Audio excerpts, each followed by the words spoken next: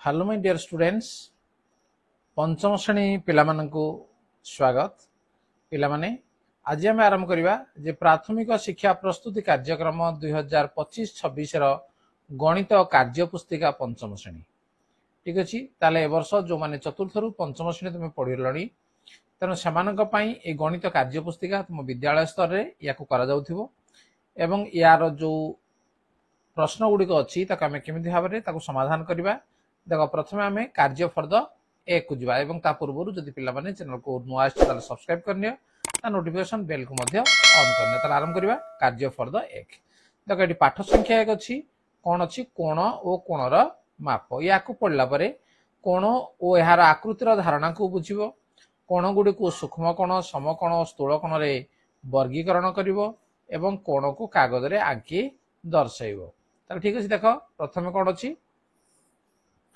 तल चित्रटीर नाम कौन देख ये जो चित्रटी तुम देखुच क ख लिखा जाए चित्रटर नाम कौन चित्रटर नाम है रेखाखंड ठीक अच्छे बात तुम लिखिपर जे कौन जे क ख रेखाखंड बा खाली तुम रेखाखंड लिखले चलो रेखाखंड कहीं यार उभय प्रांत बिंदु आम रही दीटा प्रांत बिंदु रही तेणु आपको आम रेखाखंड बोली कहवा नेक्स्ट देख नंबर 2 रे कौन अच्छी निम्न चित्र रे केतोटी रेखाखंड अच्छी या आम गण्य देख ये आमर गोटे रेखाखंड एक ये गोटे है 2 ये गोटे है 3 ये गोटे है 4 ये है 5 ताले समुदाय केतोटी रेखाखंड अच्छी तेणु रेखाखंड 5टी अच्छी तेणु लिखिदेव 5टी ठीक अच्छे तापर जीवा 3 नंबर कौन अच्छी देख त्रिभुज रे थिबा बाहु मानकर नामकरण करी बाहु मानकर नाम लेख ताले जो त्रिभुज तुम देखि पारुज यार नामकरण तुम करदेव कौन जे लिखिदेव क ये लिखिदेव ख ये लिखिदेव ग ठीक अच्छे त्रिभुज नामकरण हो गला से कह बाहु मानकर नाम लेख ताले बाहु मानकर नाम कौन हम गोटे ला क ख बाहु गार उपर देदेव तापर आसब ख ग बाहु गार देदेव तापर लिखब ग क बाहु ठीक अच्छे तेणु तीनोटी बाहु यार रही नंबर 4 देख रेखाखंड रे केतोटी प्रांत बिंदु थाए ता पूर्व आम देखिले जे रेखाखंड रे केतोटी प्रांत बिंदु जे 2टी प्रांत बिंदु थाए तुम्हें रेखाखंडर दैर्घ्य को क्यों जंत्र रे मापिबो तुम जो कंपास बाक्स जो अच्छी रेखाखंड दैर्घ्य को को जंत्र रे मापिबो तमे स्केल रे ताको मापिबो ठीक अच्छे कोड्रे जे स्केल क ख रेखाखंडर दैर्घ्य केते वर्तमान देख ए क रु ख एई पर्यंत रेखाखंड केते अछि याको आमे कोन करबा ने स्केल रे मापी देबा एवं मापी न जति हला सेति सेंटीमीटर आमे लिखिबा ठीक अछि सेति सेंटीमीटर तो मापीबो निजे मापी जानि जो तने मापीबो डैश जगह तुम लिखिबो केते सेंटीमीटर होउजी तुम बहिरे जो चित्र अछि नेक्स्ट नंबर 7 स्केल साइज रे प ओ फ बिंदु को जोड़ी गोटे रेखाखंड अंकन कर देख प बिंदु ये अच्छी एवं फ बिंदु ये जगह अच्छी तो ये दीटा को तुम कौन कर स्केल रे ठीक है स्केल रे एमती भाव जोड़ीदेव ठीक अच्छे एटा मो हाथ काट दूसरी बंका हो जाए तुम कौन कर स्केल रे जोड़ तापर नंबर 8 5 सेंटीमीटर दैर्घ्यर रेखाखंडटी अंकन कर ताले कौन कर देख स्केल पकईदेव एवं स्केल पकई जोड़े 0 अच्छी से बिंदु नहीं जीवो जोड़े 5 अच्छी से गोटे बिंदु नहीं जीवो एवं नहीं जाई या ना देदेव मनकर ये देदेव क एवं या ना देदेव ख बर्तमान ये क ख को स्केल साइज रे कौन करिवो एमती टानी देव ठीक अच्छे एवं यार दैर्घ्य हला केते ने 5 सेंटीमीटर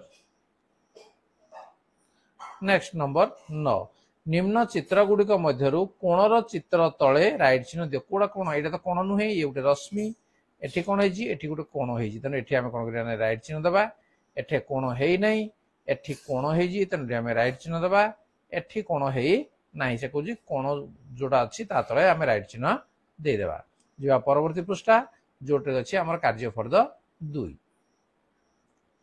शून्य स्थान पूरण कर कोण मापिया पई डैश यंत्र को व्यवहार करा जाए ता पूर्व आम कहले जो को जंत्र जे आम स्केल को आम व्यवहार करदे नहीं तेणु स्केल जंत्र को व्यवहार करा जाए कोणर एकक डैश अटे कोणर एकक कौन जे कोणर एकक डिग्री अटे।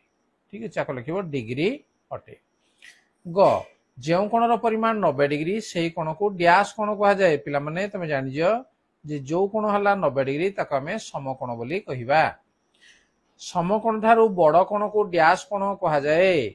समकोण रु जोड़ा बड़ बा 90 डिग्री जोड़ा बड़ ताको आमे कोण कहबा स्थूल कोण कह जाए। स्थूल एटा कोण लिखा है। तापरे समकोण ठारू सान कोण को डैश कोण कह जाए।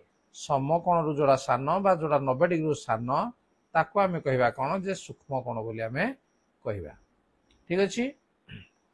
तापर नंबर 2 तरल तळ सारणीटी को पूरण कर।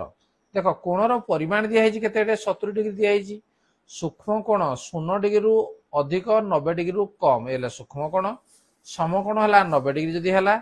स्थूल कोण जाडा 90 डिग्री रु अधिक 180 डिग्री रु कम ताले 70 डिग्री कोड आसीबो 0 रु अधिक 90 रु कम तन ये होजी सूक्ष्म कोण। ठीक अछि। बाडी हमें लिखि देबा ये हला सूक्ष्म कोण। बाडी हमें राइट चिन्हटा मते दे देबा। 179 डिग्री देखो ये 90 डिग्री रु अधिक तने याको हमें स्थूल कोण बोली कहबा। 90 डिग्री जोड़ा होजी समकोण तने एठी हमें राइट चिन्हटा दे देबा। ठीक अछि। नेक्स्ट नंबर 3 क स्तंभ सह ख स्तंभ को मिलाओ चित्र सह चित्रर नाम। देखो ये जो चित्रटी अच्छी देखो ये केतरा अच्छी 4टी चित्र अच्छी एपटे 4टी ना मध्ये अच्छी। ये जो चित्र ना देखि कोन कहले चित्र ना ये चित्र ना होजी गुटे रश्मि। तो आम कोन करबा एठु रश्मि टी हमें काट दबा। तापर जो चित्रटी अच्छी से चित्र होजी गुटे रेखाखंड काना यार दुईटा प्रांत बिंदु रही। तो एठी हमें एठी काट दबा। देखो ये होजी गुटे कोण जे दुईटी रश्मि जो बिंदु छेद होइचंदी सेठी गुटे कोण सृष्टि होइजी। तो नि चित्र को हमें कोण टी हमें काट दबा। एवं ये होजी हमर सरलरेखा काइना यार प्रांत बिंदु आदौ नाही। ठीक अछि। ये होजी हमर सरलरेखा तो एठी हमें गार काट दबा। नेक्स्ट जो परवर्ती प्रश्न नंबर 4 तळे दिथिबा चित्ରରେ थिबा कोणर नाम लेख। ए जो चित्र तुम देखि पारजो पिला माने ए चित्रर यार कोण कोण हबो जे क ख ग कोण। कोण चिन्ह हमें दे देबा एवं जो जगह रे कोण सृष्टि जे सेटा मझिरे रखिबा। तेन ख मझिरे रहिला आ बाकिला क ख ग बा ग ख क जहा लिखले भी चलिबो। नंबर 5 तळे दिथिबा चित्रटी केउ प्रकार कोण। देखो ये जो चित्रटी होजी ये होजी कोन जे 90 डिग्री रु अधिक अछि। तो ये सूक्ष्म कोण ना समकोण ना स्थूल कोण। तो ये कोण हबो ना गुटे स्थूल कोण हबो। तो एठी हम लिखि देबा जे ये होजी एक स्थूल कोण। ठीक अछि। तमे मध्ये तुमर जो गणित कार्य पुस्तिका अछि सेठी मध्ये ताको तमे लिखि नियो। ताले कार्य फर्द 1 एवं 2 गला परे तार जो आकलन फर्द अछि ताको देखि नेबा। निम्न रे प्रत्येक प्रश्न पाखरे संभाव्य उत्तर अछि सेथरु ठीक उत्तर बाछि ता पाखरे राइट चिन्ह दियो। वर्ग चित्र रे केतोटी कोण थाए।